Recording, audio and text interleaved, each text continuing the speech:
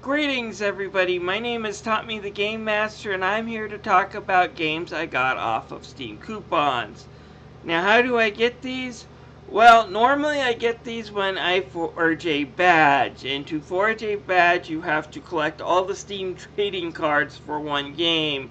You can get these either by trading the cards, by buying the cards, selling them, or just waiting for Steam to generously drop you a card pack into your account if you're an active user, and basically use them to forge these badges for wallpapers, icons, and these Steam coupons. Now, a few weeks ago, I did review a game called Call of Nightmare, which I only got for 10 cents off of one of these coupons, and it was complete crap.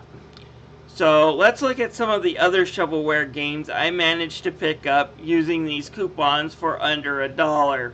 Some of these are actually kind of interesting, so let's take a quick look. One of the comments I made in a recent rant is that Steam needs to limit just how many games one indie developer can do per year, especially with using their Unity engine.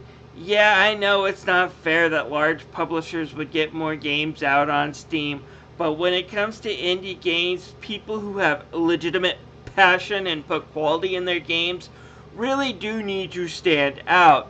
People who just purchase the Unity engine and then buy a lot of assets from Steam and pump out generic shovelware garbage need to be pushed as far back as possible, and Airstrike 1 is a perfect example of said shovelware. The developer seems to release a game every few weeks. Again, a good game like Undertale or Dust and Elysian Tales takes years to make. Anyways, this game is not very expensive. I got it for a quarter after the coupon, and even without the coupon, it's only $1.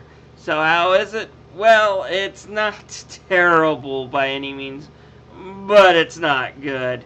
Again, it's made from Steam's Unity engine, and I'm pretty sure it does use assets purchased from their store, which is not a crime in it itself. It's what these asset stores are actually made for, is for people to purchase and use them in their games. It's when there is no effort or talent behind it that it becomes a real crime. You know, you're just buying these assets to quickly make something that has no quality in it to shove it out for a greater asking price. The good news is there was a minimum amount of effort in Airstrike 1. The game controls really well. It doesn't feel unfair by any means, but at the same time it's an extremely basic vertical shooter. The keyboard controls the plane using the A, S, D, and W key buttons, while the mouse fires the guns and the missiles. You have generic black planes and helicopters coming out after you. Again, not a terrible vertical shooter, but it's lacking the speed and chaos that is in great vertical shooters, and I can think of two games right on the top of my list that might cost a little more money but are worth it. The first is Ikaruga from Treasure, which is hard as hell, and I do own it for the Xbox 360. The second one is called Gunwings, which is also an indie game made using an amateur game making program. That said, Gunwings has a lot more passion put into it, and is a lot faster and has a lot more chaos going on. Again, Airstrike 1 is not god awful, it's not the worst game I've ever played, but it's not great, and saying that your goal is to not make awful games is a very, very low bar. These developers should be capped by Steam and make it so people who take time and effort into their games get more notice. Like I said, not the worst game, far from the best though. A JRPG Maker game that stuffed fan service in the last second of its development for the sake of stuffing in fan service at the last minute for its development, and I mean that. Unlike Galgun, which is all about turning the on-rail shooter genre on the head by using cute girls and fan service, or Neptunia, who uses fan service as a joke but pushes the line a little bit too much where it does become creepy in my opinion, The Chosen One here has all the female women you can recruit to your team basically wearing lingerie for no reason other than eye candy. This fails for so many reasons. Okay, moe and fan service have existed in anime for a long time, but they didn't really get prevalent in the culture until the early 2000s. This goes especially for video games. There are few, if any, classic JRPG that the female characters were shown wearing very little. To make my complaints worse, the original artwork, which shows up at least 2 or 3 times when it comes to the Steam trading cards or the backgrounds, show that most of them were supposed to wear clothes and armors, but were changed in the last minute.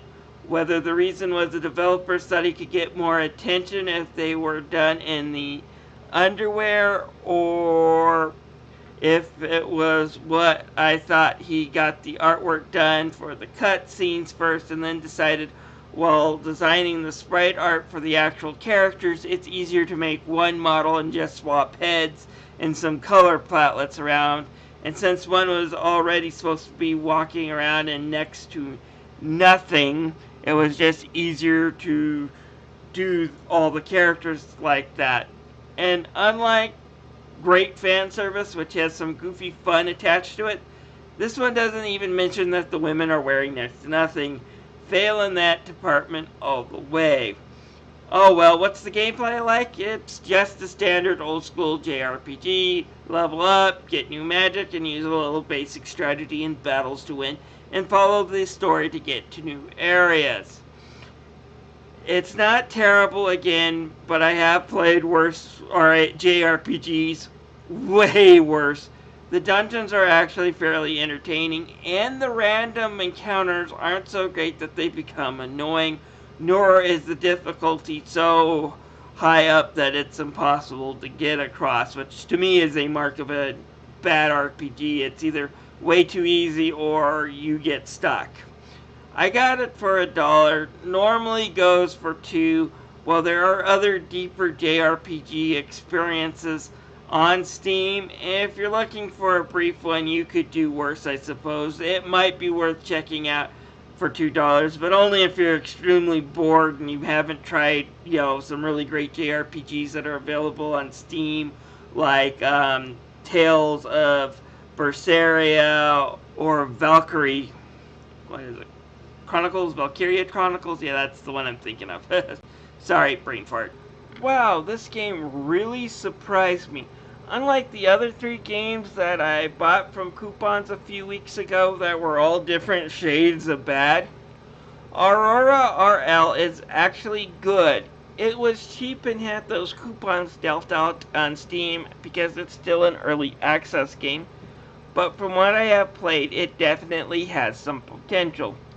Not exactly my kind of game though, but if I want to get into something different, I could see myself picking this one up, and if what you see in this video interests you, you might consider giving this one a try.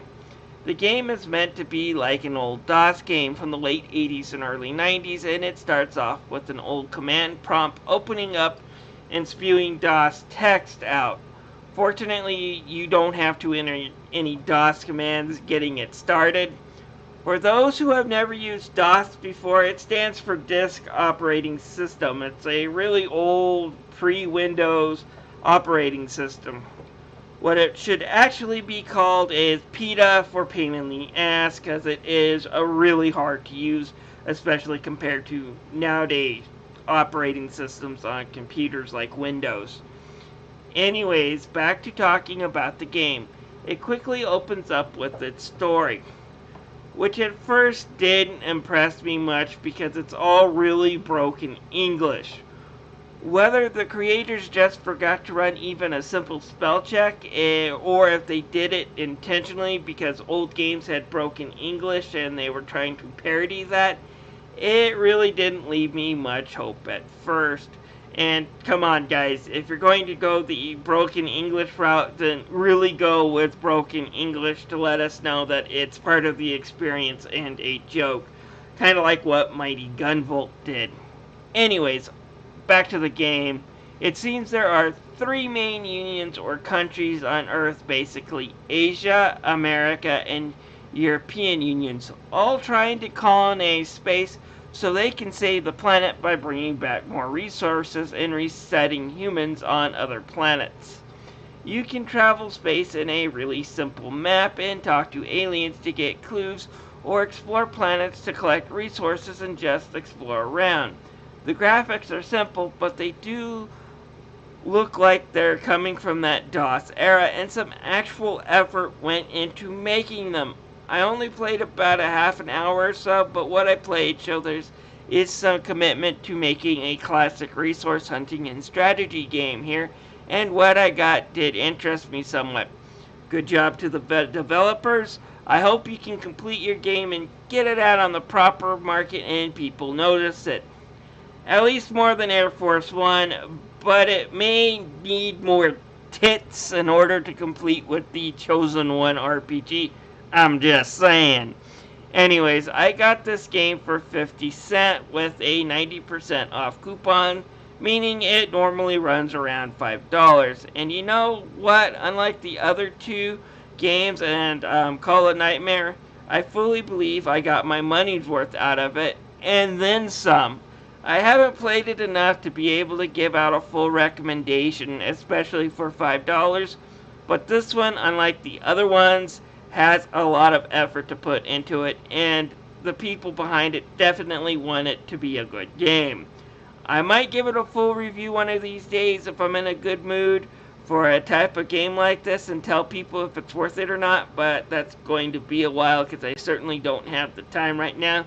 This video is meant to be just picking on a few really bad and simple games, and I found a gem among the turd from the looks of it. So I might not review it anytime soon, but I'm certainly not going to uninstall it. Definitely a great game and definitely worth one keeping an eye on. Anyways, this is Tommy the Game Master thanking you for watching this video. If you have any comments, feel free to leave them down below.